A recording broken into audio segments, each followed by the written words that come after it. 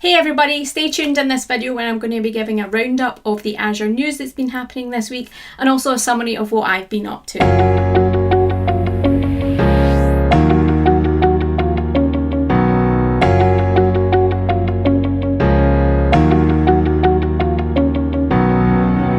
Everybody, thank you for tuning into this weekly update from myself, Sarah Lean. So first of all, I want to kick off with the Azure news that's been happening this week, and we saw the team announce that we're going to be finishing our Swedish data centre region by 2021, and this is an ambitious project where it is going to be the most sustainable in terms of environmentally friendly data centre that we've ever had at Microsoft. So I'm super excited to see where we're going with that and find out more details about that project. Now, the data centre region isn't just about Azure. It's going to be able to host all of the services that Microsoft have in the cloud. So M365, Power Apps, Dynamics, those will all be able to be hosted in that data centre as well. So hopefully it will enable a lot more Swedish companies to be able to use that data centre and move potentially to that. And importantly for Europeans, the data centre is going to be fully GDPR compliant. Now, another bit of news that the team released is that the Cloud Shell is getting an update within the Azure portal. The Cloud Shell is built on a Ubuntu 16.04 image, I believe, and it's becoming end of life or end of support now, and a lot of the tools embedded into that Cloud Shell image are getting a bit of out of date and need an update as well. So the team are working on rolling out a new version of the Cloud Shell using the Debian 10, I think it is, image, and embedding extra support for some of the tools that we have within Cloud Shell. So I think we're going to see PowerShell 7.1 support, Python 3.7, and I think it's Ruby 2.5 support when that rolls out as well. So I'll drop some links in the description below and we'll get more information around that, but look out for that happening within your Cloud Shell soon. Last bit of Azure news that I want to cover is that we now have support within ARM templates to deploy or enable backups for your Azure file shares using Azure Backup. So if you have that in your environment and you're looking to maybe automate it, you're looking to build it within your infrastructure as code setup, then definitely have a look at that again. The more information will be in the description below, so make sure you click on them. Now, in terms of me, I have been quite busy this week. So I was presenting at the UK Cloud Infrastructure User Group, which is usually based in London. And I was practicing and finalising my presentation on Sunday night when my laptop completely barfed on me. It was running really slow. It wasn't saving things. It wasn't pushing things up to OneDrive like I would expect it to. And then it started to blue screen on me twice. So I thought, no, can't deal with this, going to have to re-image it. So like a lot of companies, what we have as employees at Microsoft is the ability to rebuild our own laptops, and when we get to the screen where it asks us about our credentials, we put in our Microsoft credentials, and then the laptop goes away and kicks into autopilot, and autopilot starts to put on policies and configuration, potentially even software on our laptop, and then help us get back into that mindset without having to actually go to an office, plug in that cable, network cable, domain join, all of that kind of stuff.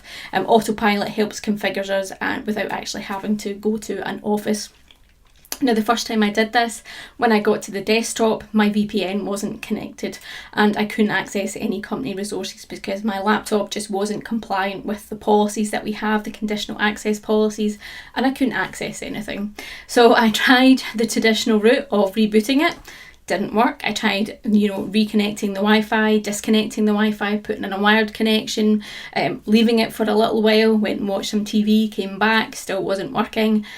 At this point, I was starting to get a bit panicky because it was Sunday night. I was starting to get panicky about the presentation, starting to get panicky about the rest of the work that I had upcoming this weekend during the week if my laptop wasn't working. So I rebuilt it again. And this time, thankfully, once it went through the process, the VPN actually connected and I was able to access all of my resources again. So crisis averted, and I managed to deliver the presentation. Hopefully everybody enjoyed it. I will post a link to the recording if you missed it. And yeah, I've managed to get my work done this week and my laptop's rebuilt as well. I used, and I wrote a blog about this, Chocolatey to install all of the other bits of software that I needed, all the little tools that help me on my day-to-day job. And I use Chocolatey because I can kind of automate it. I have a little script that installs Chocolatey and then it installs all the other packages. So I can kick it off and then come back in an hour or whenever and everything's installed, rather than me hunting down download files, then having to walk through the wizards and then, just going through all of that process. And I had some great support from Twitter about me actually using Chocolatey. Lots of suggestions about how good Chocolatey is, lots of suggestions about how I can use an additional bit of software on top of Chocolatey to make it even more quicker and more reliable. I had suggestions about other packages and other questions about it. Lots of great suggestions, so thank you to everybody that inputted into that. I personally love Chocolatey just because it's so easy to use. I don't really have to learn a lot. I have lots of scripts around what I want to install, so I have little scripts for lab environments, things that I want installed on my lab servers or lab desktops that I fire up. I have a script for my working laptop and working desktops that I want to install. And these other tools that everybody suggested sound fantastic, and I'll try and get a chance to try them out and see how they compare to Chocolatey. For me, because I was in a rush, I was starting to panic and I knew Chocolatey would work. It was the easiest solution and the best solution for me. If you are not obviously time constrained, having a look at the different software packages and installers that are out there are absolutely a good idea to do.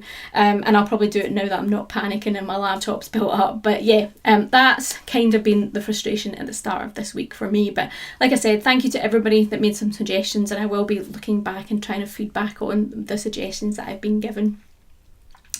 Now, if you've been watching these regular updates or even tuning in doing the podcast, where I have an audio only podcast, you'll know that I've been working on a video series with some of the marketing team here at Microsoft over the last couple of weeks.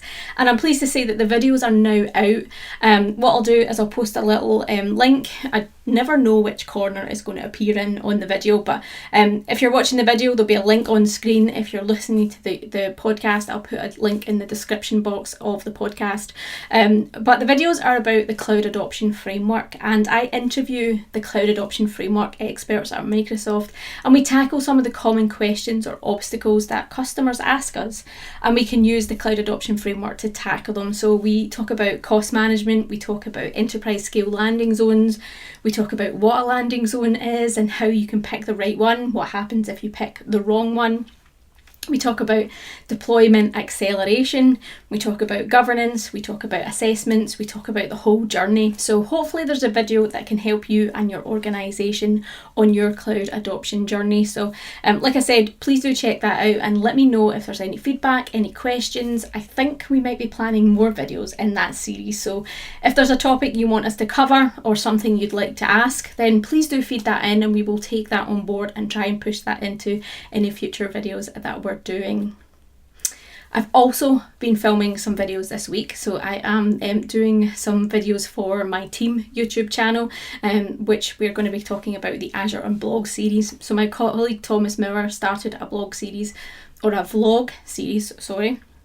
called Azure Unblogged, and I am reigniting it before the end of 2020. So there's going to be some new videos coming out around that. I'll just tease that they're coming out, so make sure you head over to our channel, subscribe to that, and so you can get some notifications about that as well. Now, one last bit of personal news that I wanted to talk about is that I'm actually after a second-hand GoPro. I've always fancied a GoPro camera, I've always wanted one, I've never been able to justify the cost and expense of it, but I think I'm going to try and treat myself by getting a GoPro camera.